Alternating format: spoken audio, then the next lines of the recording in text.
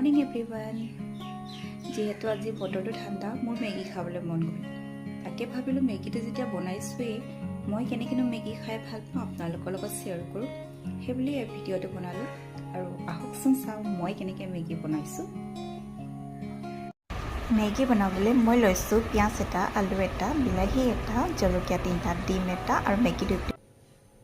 ইয়াত মই পিঁয়াজটো কাটি লৈছোঁ মিহি মিহিকৈ।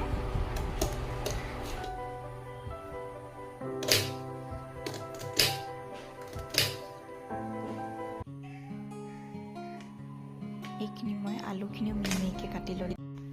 এয়া বিলাহীখিনিও মই মিহি মিহিকৈ কাটি লৈছোঁ।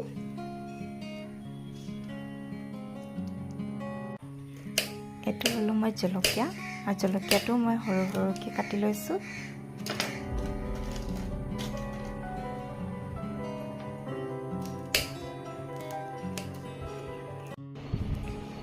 এয়া এবাৰ মই গেছটো অন কৰি লৈছোঁ আৰু ইয়াতে এতিয়া কেৰাহীখন পাতি দিছোঁ। কেৰাহীটো গৰম হোৱাৰ লগে লগে মই ইয়াত মিঠাতেল অলপ দিলোঁ। এতিয়া তেলটো গৰম হ'ব। ইয়াত তেলটো গৰম হ'ল আৰু ইয়াতে মই এতিয়া কাটি থোৱা পিঁয়াজখিনি ঢালিছোঁ।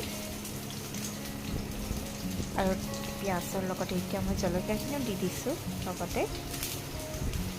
আৰু এতিয়া মই ইয়াত কাটি থোৱা আলুখিনি ঢালি দিম।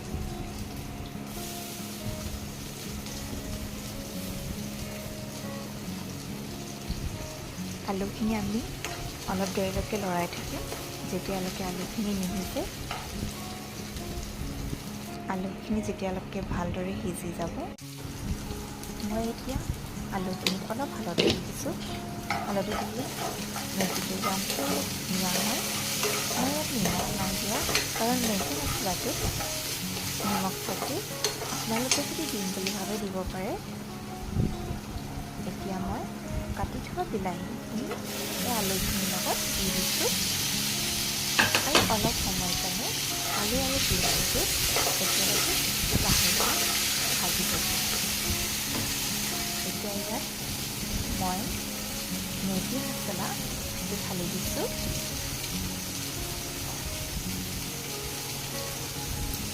মেগী মছলাটো ঢালি লোৱাৰ পিছত মই এতিয়া অলপ দেৰি কাৰণে গোটেইখিনি একেলগত এইখিনি ভাজি থাকিম, যেতিয়ালৈকে ইয়াৰ পৰা তেলটো নোলায়। ইয়াত দেখিছে তেলটো ওলাইছে। এতিয়া মই ইয়াতে ডিম এটা ভাঙি দিছোঁ। এতিয়া গোটেইখিনি একেলগতে অলপ দেৰি কাৰণে